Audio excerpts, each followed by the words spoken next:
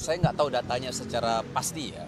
Tapi yang saya tahu memang mereka sangat aktif komunitas Muslim Indonesia yang ada di Jepang, bukan hanya di Yokohama, tapi di Jepang itu cukup aktif. Banyak sekali ngundang para ustadz, teman-teman juga untuk diundang ke sana untuk sharing satu sama lain, sharing ke teman-teman yang ada di Jepang gitu ya. Dan kalau misal ada acara event Islam di sana memang rame sih, Masya Allah. Karena memang kita nggak bisa pungkiri ya ketika mungkin orang-orang Indonesia yang ada, khususnya Muslim memang yang ada di Jepang, ketika ada satu event Indonesia kayaknya kan kangen ya, sekalian mungkin silaturahmi satu sama lain, terus lihat eventnya, dan banyak hal sih yang didapatkan ketika di event tersebut gitu. Artinya nanti Islamic Center ini akan menjadi ajang temu juga orang-orang Insya Allah, di sana. insya Allah. Dan akan banyak juga ustadz dari Indonesia yang datang ke sana begitu. Insya Allah, karena pertama kan ya insya Allah Ustadz Fatih Karim ya dari Cinta Quran. Terus kemarin Kohden Muslim udah datang ke sana juga, tapi kan masih tanah kan. Dan harapannya adalah ketika banyak yang hadir nanti makin banyak juga semangat umat Muslim yang ada di Jepang untuk bisa memakmurkan Islamic Center yang ada di Jepang sih, insya Allah. Mas Wisnu, kemarin kan waktu itu subhanallah saat meresmikan pengazanan sempat menangis seperti apa sih? Ya terharu aja sih sebenarnya ya, terharu lebih ke karena kita kan nggak ada yang tahu ya amalan kita yang mana nih yang bisa membawa kita ke surganya Allah gitu ya. Jadi terharu aja setiap langkah yang dilakukan sana. Saya juga banyak bilang terima kasih sama Ustadz Fatih. Ustadz Fatih makasih ya udah ajak untuk bisa bisa membersamai kebaikan ini di Jepang gitu. Kan maksudnya kalau misalnya banyak yang mu'alaf di Jepang kan itu kan pahalanya insya Allah terus mengalir buat kita juga gitu loh ya. Jadi ya makanya kalau kata Ustadz Fatih bagaimana kita berlomba untuk mencari amal secerdas mungkin di waktu yang singkat ini kan. Kita kan nggak tahu kita selesai di dunia ini kapan ya.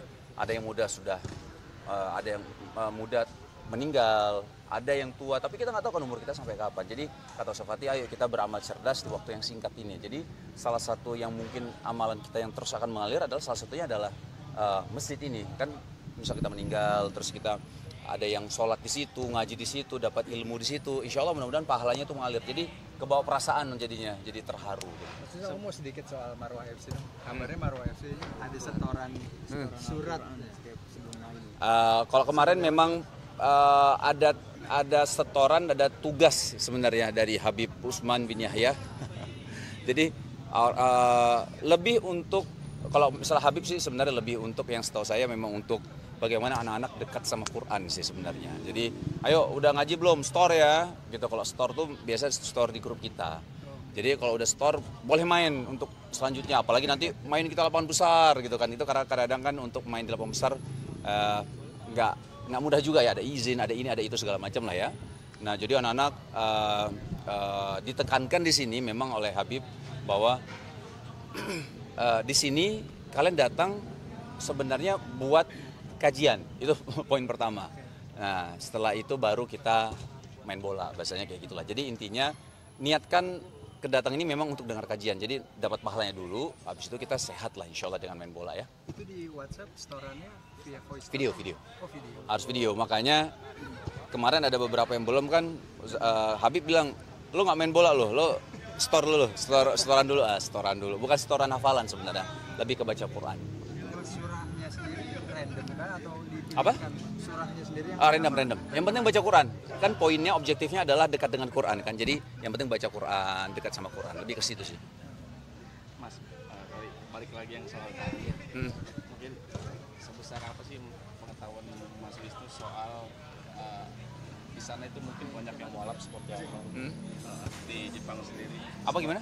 Sepengetahuan Mas Wisnu, banyak nggak sih, seberapa persen mungkin yang menjadi mualaf di sana itu? Allahu alam, tapi kata teman-teman di Yokohama memang perkembangan Muslim di Jepang tuh meningkat pesat memang, gitu ya. Growth-nya tuh cukup besar di antara yang lain gitu. Maksudnya cukup besar kalau dilihat growth pertumbuhan yang masuk Islam gitu ya. Jadi mungkin nanti di satu titik akan butuh beberapa tempat ibadah yang memang ada di beberapa titik mungkin ya. Misal di Yokohama kan gede juga Yokohama. Jadi ya mungkin titik di sini dan beberapa titik butuh gitu. Jadi untuk muslim di sana, muslimah di sana tuh tidak menemui kesulitan yang banyak ketika harus ibadah di masjid. Lebih ke situ sih. Baru ini masjid di Yokohama terbesar nanti dibangunnya. Masjid Indonesia. Masjid Indonesia, poinnya situ ya, Masjid Indonesia pertama, bukan terbesar, Masjid Indonesia pertama yang ada di Yokohama. Tapi kalau dibilang terbesar ya untuk saat ini mungkin iya, karena baru satu gitu. Tapi kalau terbesar nggak tahu kan, nanti di Yokohama mungkin ada Masjid Indonesia yang kedua yang lebih besar, ya bisa jadi gitu. Tapi ada planning di negara-negara lain bakal ini lagi nggak sih, ngebangun lagi? Ya. Apa? Di negara-negara lain mungkin ada. Apa? Di negara lain bakal ada planning bikin lagi. Oh insya Allah. Ya kita udah kemarin sempat ngobrol juga.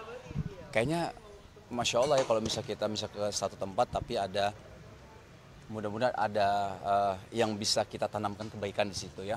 Salah satunya mungkin kan tempat ibadah mungkin ya. Mungkin di tempat-tempat yang memang kita bilang minoritas agama Islam di situ. Misal di Eropa, misal di mana ya kita bilang. Kayak misal apakah di ya manapun ya, Paris kah, di London kah, di mana gitu ya. Tapi memang jarang ada masjid. Ya kalau ada masjid di situ, kalau ada andil kita, aduh senang banget kan. Karena yang tadi seperti saya bilang, setiap yang baca Quran di situ, setiap yang syahadat di situ, setiap yang sholat di situ, berzikir di situ, kan mengalir pahalanya ke siapapun tanpa mengurangi pahala-pahala yang ikut andil tersebut. Di Aceh itu grand opening butiknya Zaskia Sungkar sama Shiba Shiren. Jadi butiknya Zaskia sama Shiren di Aceh kan ada dua tuh ya. Nah di Pagar Air di Aceh Besar lah jatuhnya Aceh Besar ya mungkin ya. Nah di sana tuh kita memang tujuannya memang untuk grand opening. Tapi saya berangkat duluan dari hari Jumat. Yang lain itu dari Sabtu. Jadi Jumat tuh saya ya sempat pulang ke kampung lah, kampung saya di Sigli. Jadi saya dari Banda Aceh sampai saya langsung pulang ke makan dulu, sempat makan, terus saya sama teman-teman pulang ke Sigli lah, ketemu sama teman guru ngaji di sana ya, yang mengenang masa lalu lah, SMP, ngeliat SMP lagi, SD lagi seperti apa gitu, sempat foto-foto juga di sana. Nah terus ya kalau udah di Aceh itu kurang lengkap kalau kita nggak wisata kuliner. Jadi di sana kita tuh makan ada namanya sirbuh namanya. Sirbuh itu ada satu makanan khas Aceh, ya ada yang digoreng, ada yang direbus. Kita makan, alhamdulillah Kia, Irwan, Shiren suka dengan makanan-makanan Aceh. Kita makan burung dara di Daus, ada nama restoran di Aceh lah. Terus ada yang makan mie Aceh juga. Terus kita makan seafood di Lampu U, ada Lampu U itu di pantai di Aceh. Ya pokoknya lebih banyak wisata kulinernya sih setelah grand opening. Udah berapa lama Bang nggak pulang kampung? Lupa deh ya saya, mungkin setahun kali ya, setahun ya. Kalau nggak salah setahun yang lalu deh. Nostalgia kembali, memori nggak sih Bang? Maksudnya sedih nggak sih pas nyamperin tempat-tempat sejarah kamu dulu, mungkin mengenang masa-masa? Iya kangen aja, apalagi waktu di masjid itu ketemu sama guru ngaji dulu waktu SD gitu ya. Wah, yang ngobrol lah, kangen-kangenan, kita ngobrol ya, cerita waktu itu masa lalu seperti apa, sekarang kayak gimana perkembangan masjid di remaja masjid waktu itu kan, ikut remaja masjid ya waktu di Sigli itu ya.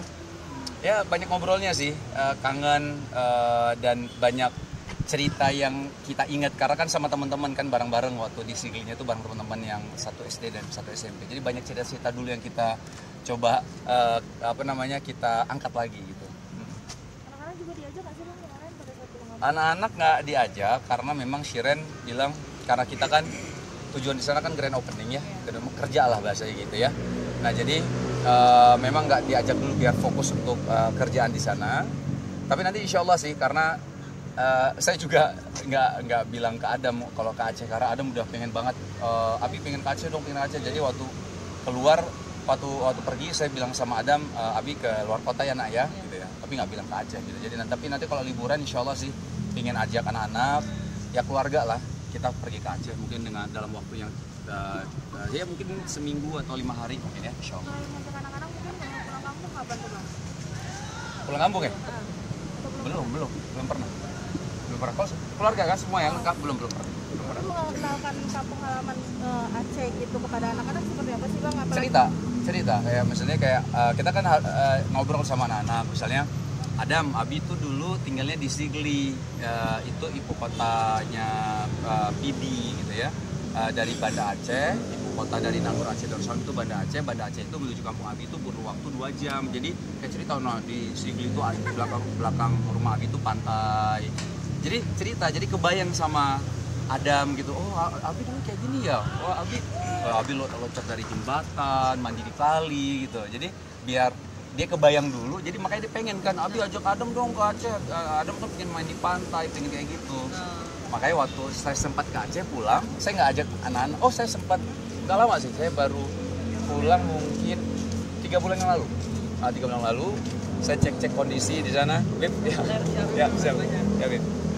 Cek kondisi di sana duluan, setelah itu